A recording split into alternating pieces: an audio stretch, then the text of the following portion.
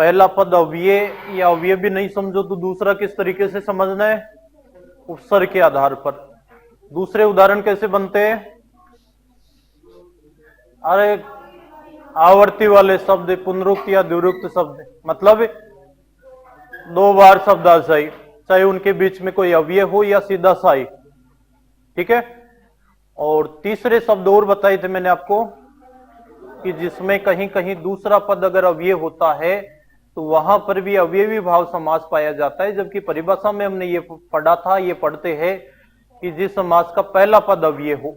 लेकिन अपवाद स्वरूप हम कह सकते हैं कि जहां दूसरा पद अव्यय होता है वहां पर भी आपके अव्ययी भाव समास पाया जाता है। उदाहरण लिखवा दिए थे, बड़ा वो नहीं आता, इसमें छोटा वो आता है? हिंदी में जो अशुद्धि है वो स्वीकार्य नहीं होती है, अर्थ का अनर्थ हो जाता है। देखो अनु जो आप जो लिखते हो ना, कहीं पर भी लिखो,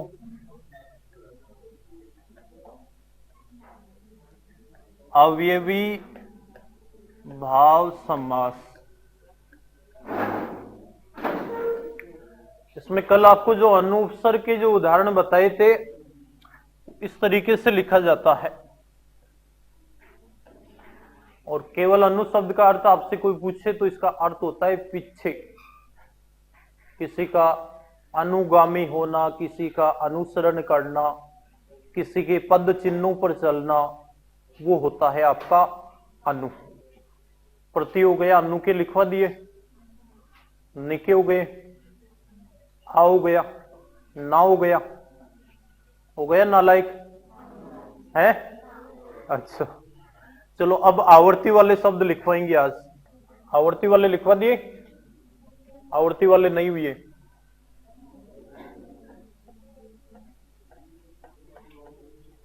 आवर्ती वाले शब्द या दूसरा इनको बोलते हैं पुनरुक्त या द्विरुक्त शब्द।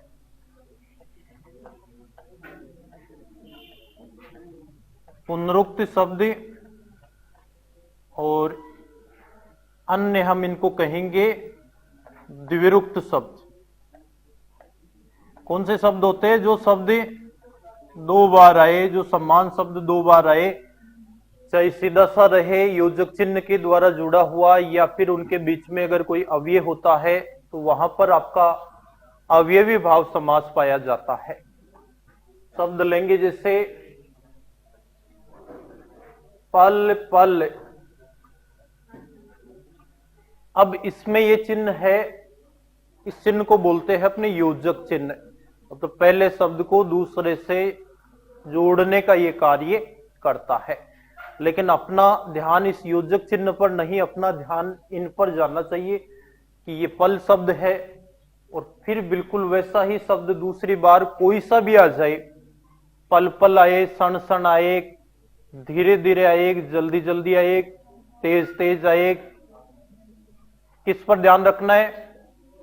सम्मान शब्द पर, कि एक नंबर पर जो शब्द आ गया वही दूसरी बार आए, तो वहां पर आपका अवयवी भाव समास होता है। ये बात आपको ध्यान में रखनी है।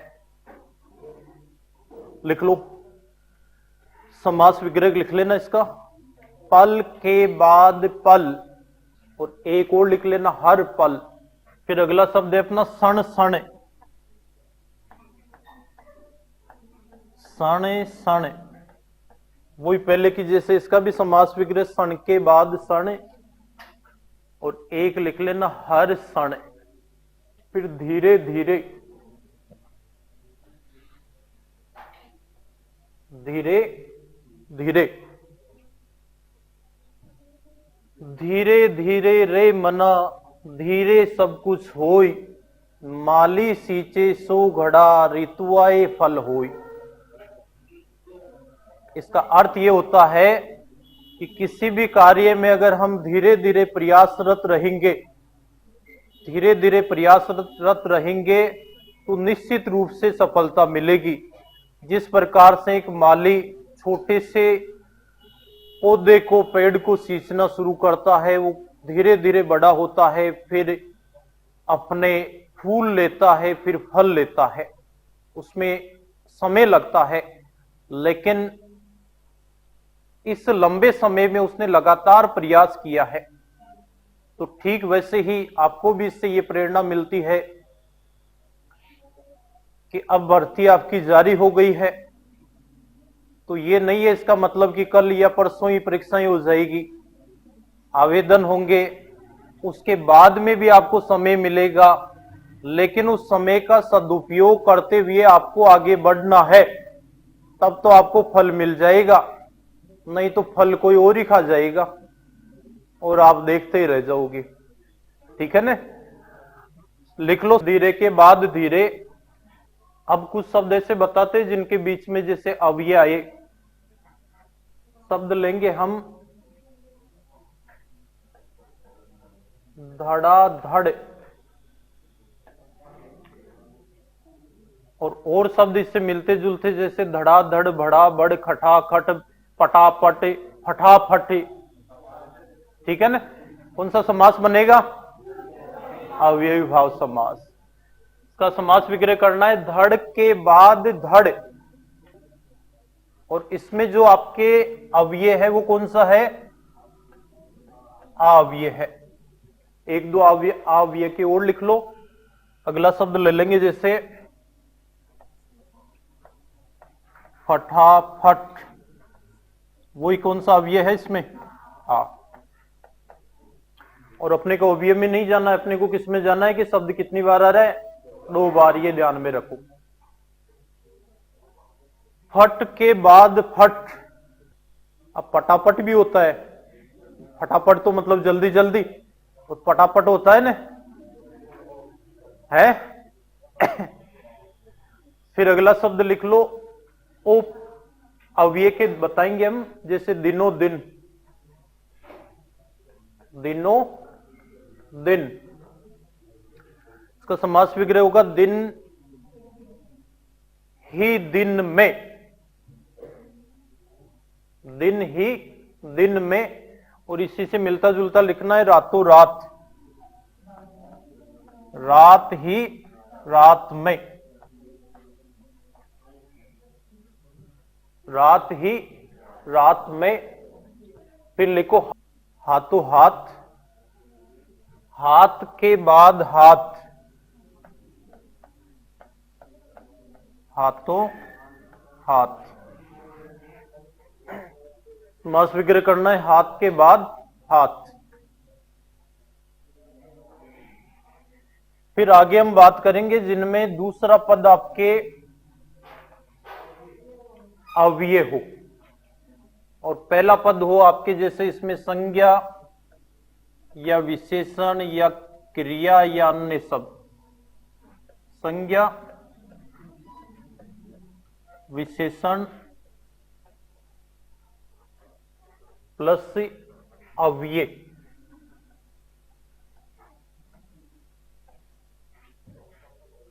और पहला हम अब इसमें शब्द लेंगे ज्ञानार्थ।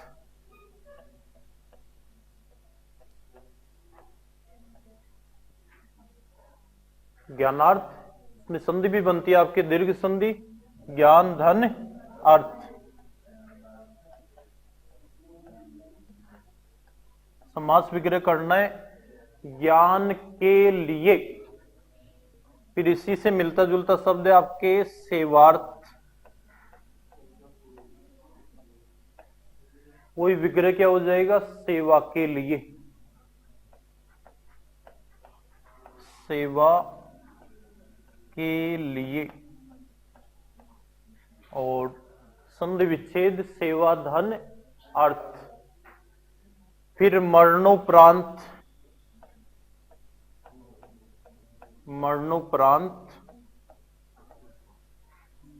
इसमें देखो आपकी संधि गुण संधि बनती है मरण धन उपरांत।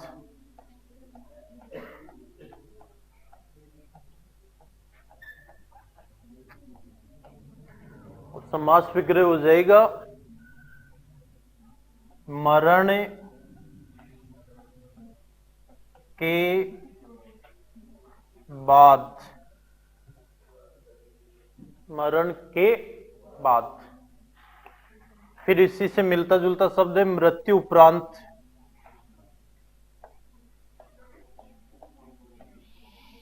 मृत्यु उपरांत, और दीर्घ संधि होती है इसमें, संधि विच्छेद है मृत्यु धन उपरांत।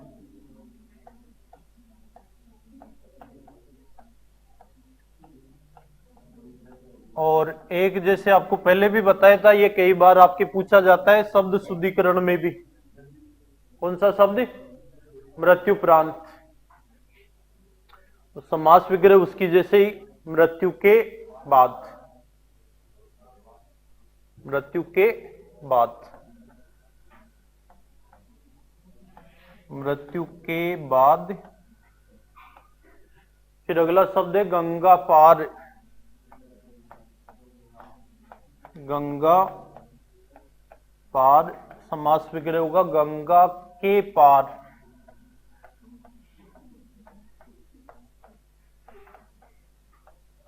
गंगा के पार। फिर सरयू पार।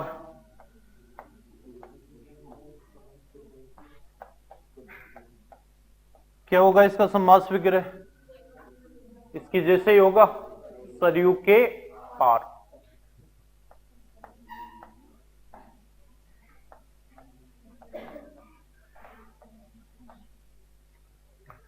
सरयू के पार। तो ये था आपका अवयवी भाव समास। अब हम बात करेंगे तत्पुरुष समास की। समास का दूसरा भेद तत्पुरुष समास।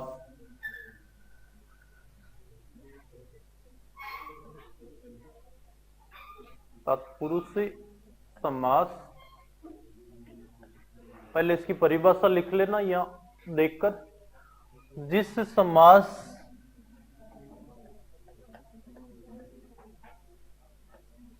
समास में कारक की विभक्ति चिन्हों का, कारक की विभक्ति चिन्हों का लोप हो, लोप का अर्थ होता है गायब,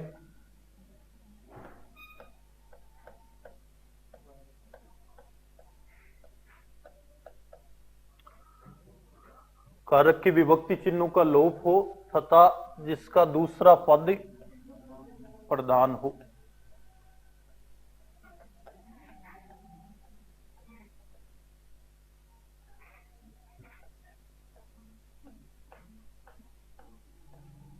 दूसरा पद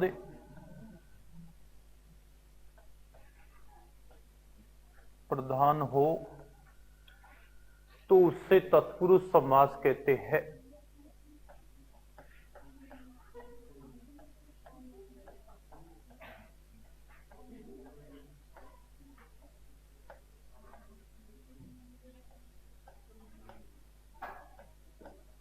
तत्पुरुष समास कहते हैं।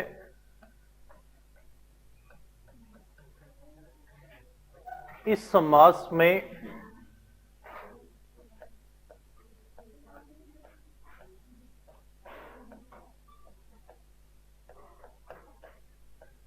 कारक की जिस विभक्ति का लोप होता है, जिस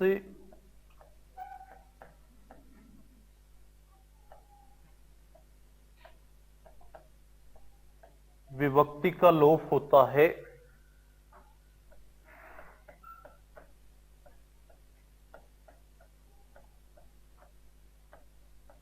उसी के आधार पर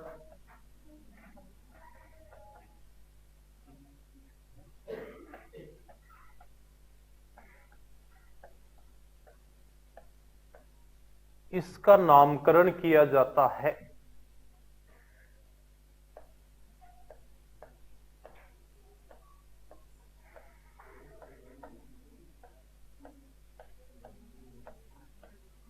नामकरण किया जाता है।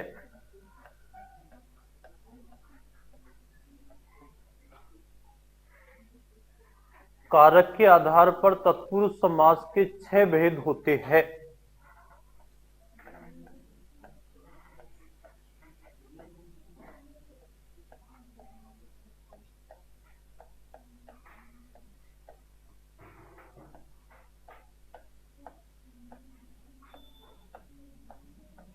तत्पुरुष समास के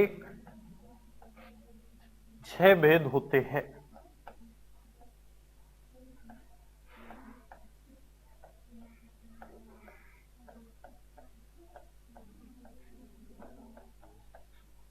नंबर 1 की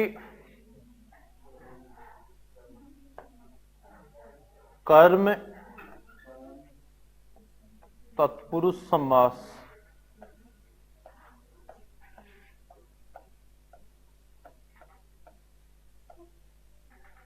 दूसरा है आपका कर्ण तत्पुरुष समास।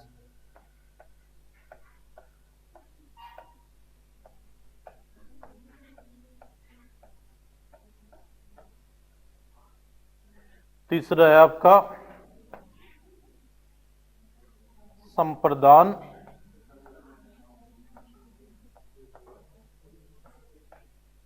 तत्पुरुष समास।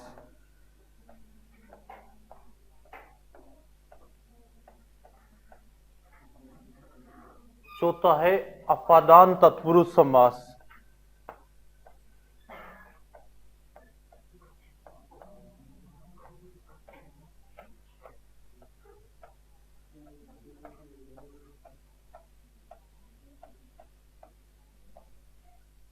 पांचवा है संबंध तत्पुरुष समास।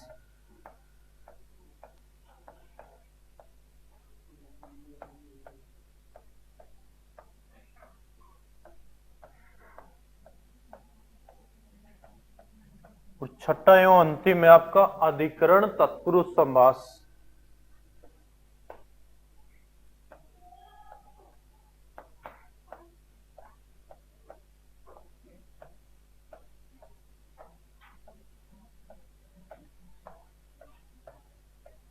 अब इनकी विभक्ति चिन्ह, इसमें तो जो विभक्ति चिन्ह है वो आती है आपकी को। विभक्ति चिन्ह को का लोप होता है।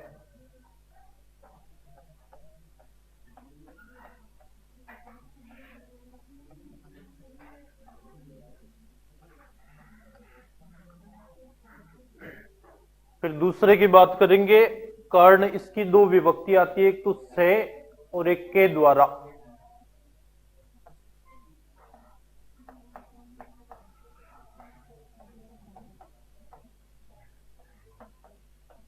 विभक्ति चिन्ह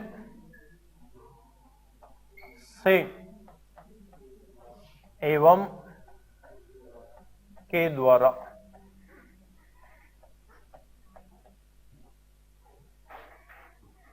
का लोप होता है।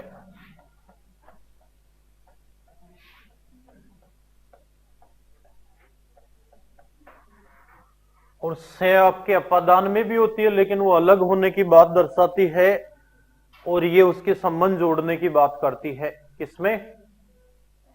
कर्ण तत्पुरुष पे।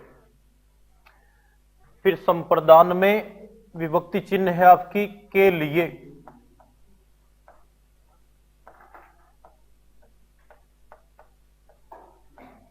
विभक्ति चिन्ह के लिए का लोप।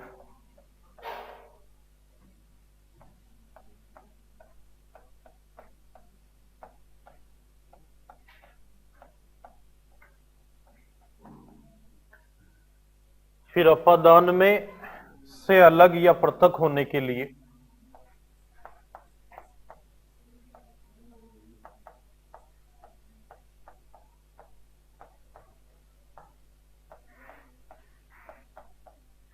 से कोष्टक में लिख देंगे अलग या पृथक होने के भाव में।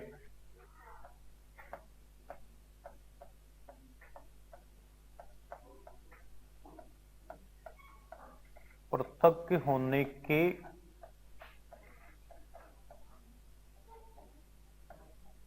भाव में का लोप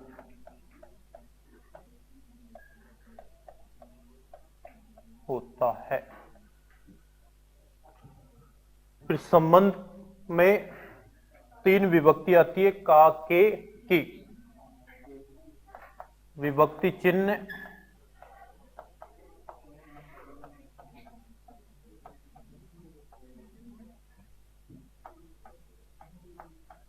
का, के, की का लोप होता है।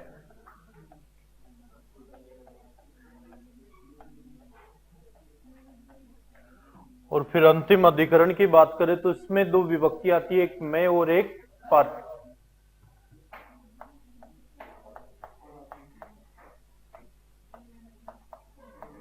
विभक्ति चिन्ह में, पर का लोप होता है।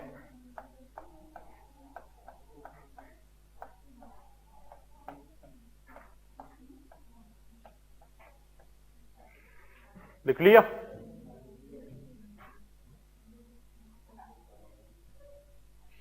अब देखिए ये जो तत्पुरुष समास है ये पूरा आपके कारक के आधार पे चलता है, और कारक अपने 8 कारक माने जाते हैं। उन 8 में से एक तो पहला कारक और एक अंतिम 8वां कारक तो इसमें काम में आता नहीं है, और बाकी दूसरे से लेकर 7वें तक जो 6 कारक है वो 6 कारक तत्पुरुष समास में काम में आते हैं। और जब हम किसी भी शब्द का समास विग्रह करते हैं तो उस कारक चिन्ह से ही पता चलता है कि वो तत्पुरुष का कौन सा भेद है, और वो कारक चिन्ह ही निर्धारण करता है कि उसमें तत्पुरुष समास है या नहीं है। तो आपको एक तो जो कारक है उनकी विभक्ति चिन्ह याद करनी है। जैसे 8 की हम बात करें तो जैसे पहला अपना कारक होता है कर्ता कारक, जिसकी विभक्ति चिन्ह है कर्ता ने, फिर कर्म को, कर्ण से के द्वारा, दो आती है, से और के द्वारा, संप्रदान के लिए, अपादान से अलग, संबंध, अधिकरण में पर, और संबोधन हे हो हरे। तो एक तो लास्ट वाले को छोड़ देंगे, एक शुरू वाले को, और बाकी जो 6 कारक है उनके आधार पर इसके अलग अलग उदाहरण तत्पुरुष समास में बनते हैं। और अपने जो 6 समास है उनमें सबसे ज्यादा उदाहरण तत्पुरुष के ही होते हैं, क्योंकि उनके 6 तो अलग से कारक वाले भेद हो गए हैं, और इसके अलावा कुछ अन्य उदाहरण भी आपके तत्पुरुष के बनते हैं, कुछ अन्य भेद भी तत्पुरुष के माने जाते हैं। तो मूल की अगर हम बात करें, कारक के जो मूल भेद है वो तो हो गए, कारक के आधार पर कितने, 6 हो गए, और उन्हीं के आधार पर उसका अलग अलग नामकरण किया जाता है। जैसे कर्म तत्पुरुष, कर्ण तत्पुरुष, इस तरीके से उसका अलग अलग नाम होता है। अब हम बात करते हैं कि जो अन्य अपने जो भेद है वो कौन कौन से तत्पुरुष में प्रचलित होते हैं। तत्पुरुष समास के अन्य भेद, कई बार इनसे संबंधित भी आपके समास विग्रह में शब्द पूछे गए हैं, तो इसका भी ध्यान होना जरूरी है। तत्पुरुष अन्य भेद, अन्य भेद में देखो मूल रूप से 4 की बात की जाती है, और कहीं पर आप पढ़ोगे तो इसके 5 भेद भी माने जाते हैं। यहां आपको समझाने के लिए 5 भेदों की हम चर्चा करेंगे। पहला इसका जो भेद माना जाता है अन्य भेदों में, वो है आपका नण तत्पुरुष समास। नण तत्पुरुष समास। दूसरा इसका जो भेद माना जाता है वो है आपके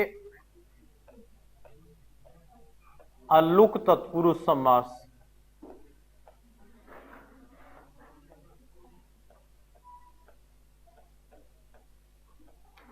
तीसरा जो भेद माना जाता है उसको कहते हैं आपके उपपद तत्पुरुष समास। उपपद तत्पुरुष समास।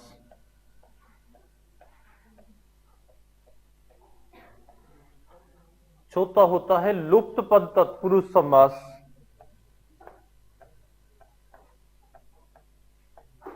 लुप्त पद तत्पुरुष समास।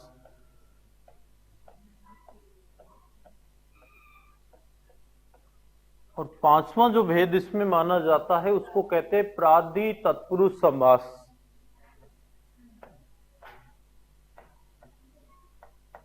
प्रादि तत्पुरुष समास।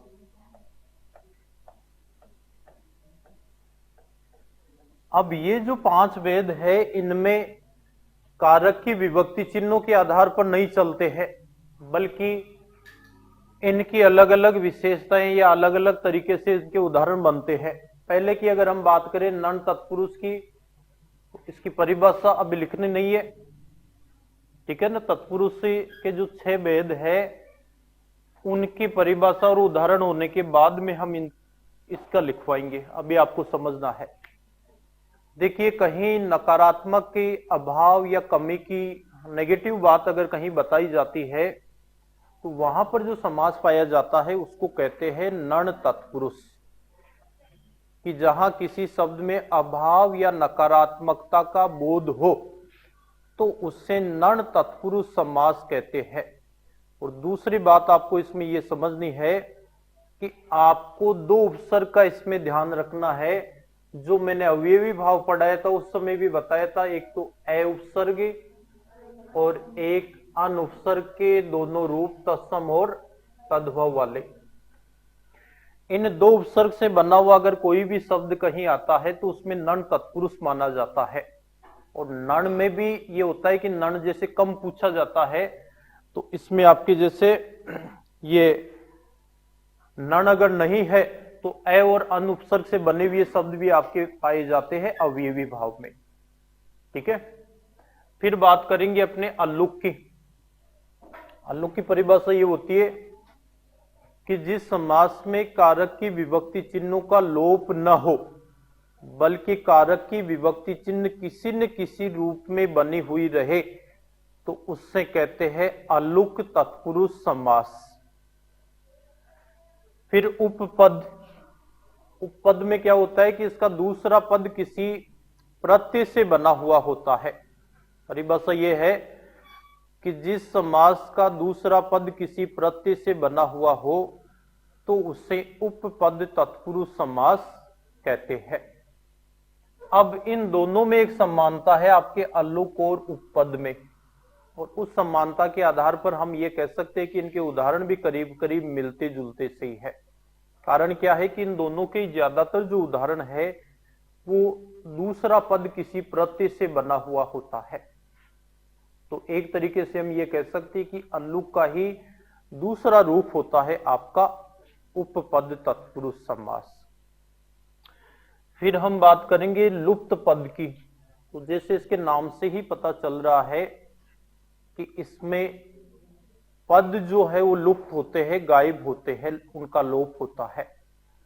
बाकी हमने तत्पुरुष के जो कारक के आधार पर जो भेद पढ़े उनमें तो केवल कारक की विभक्ति चिन्ह ही गायब होती थी, और इसमें यह होता है कि जिस समास में कारक की विभक्ति चिन्ह नहीं बल्कि पद के पद ही लुप्त हो जाए, पद के पद ही गायब हो जाए, तो उसे कहा जाता है लुप्त पद तत्पुरुष समास।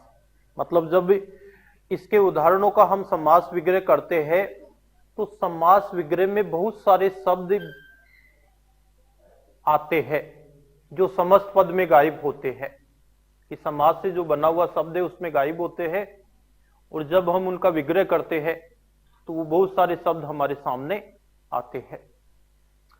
फिर प्रादि तत्पुरुष की बात करें तो इसमें प्र आदि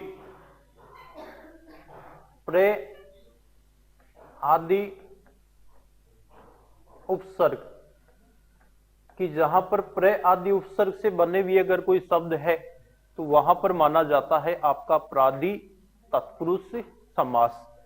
लेकिन इसका प्रचलन हिंदी में बहुत ही कम है, ज्यादातर ये प्रचलित है आपके संस्कृत में, और वैसे ये 5 रूप ही ज्यादातर संस्कृत में प्रचलित है। लेकिन इनका ध्यान रखना क्यों जरूरी है, क्योंकि कई बार समास विग्रह इनमें से पूछा गया है अनेक प्रतियोगी परीक्षाओं में। और मान लो आपके भी कोई प्रश्न आ जाए, उसका समास विग्रह पूछ ले या समास का नाम भी पूछ ले। आपके तो जो समास का नाम पूछते वो कारक के आधार पर भेद वाले भी नहीं पूछते, कम ही पूछते, ज्यादातर सीधा ही पूछते हैं कि तत्पुरुष है, क्रमधार्य है, दिग्गु है, द्वंद्व है या बहुव्रीहि है। लेकिन अपने को ध्यान होना जरूरी है, मान लो बारीकी से कोई प्रश्न आता है तो उसमें इनके भेदों से संबंधित बात भी पूछी जा सकती है। तो पहले में तो हम बात करेंगे कि ए और अन उपसर्ग के उदाहरण आते हैं इसमें, किसमें? नण तत्पुरुष में। अब कुछ शब्द जैसे हम लिखेंगे, जैसे हमने ले लिया असत्य। अब यहां हम बात करेंगे ए क्या है? उपसर्ग है। और इसमें जैसे बात हो रही है कि दो ही उपसर्ग अपने आते हैं, कौन से? ए और अन। फिर अन का कोई शब्द ले लिया, जैसे हमने अन होनी, कौन सा उपसर्ग है? अनुपसर्ग है। तो कौन सा समास पाया जाता है इसमें? नण तत्पुरुष। और नण तत्पुरुष अगर विकल्प में नहीं आता है तो इन उपसर्ग को भी हम शामिल करते हैं अन्य की, जैसे अवयवी भाव समास में ही। जैसे मान लो ये शब्द दे दिया कि अनहोनी में कौन सा समास है? आपका पहला विकल्प है अवयवी भाव, दूसरा विकल्प है नण तत्पुरुष, तीसरा दिग्गु और चौथा बहुव्रीहि। तो फिर आपको नण तत्पुरुष करना है।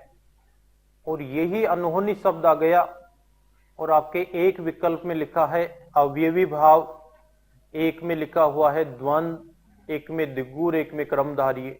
फिर क्या करोगे? अवयवी भाव। किसके आधार पे? उपसर्ग के आधार पे, या पहला पद अव्यय के आधार पर। ठीक है। इसमें अलुक में आपको बताया ना कि इसका जो दूसरा पद है और पहला पद दोनों के बीच में कोई न कोई मतलब शब्द छिपा हुआ रहता है। जैसे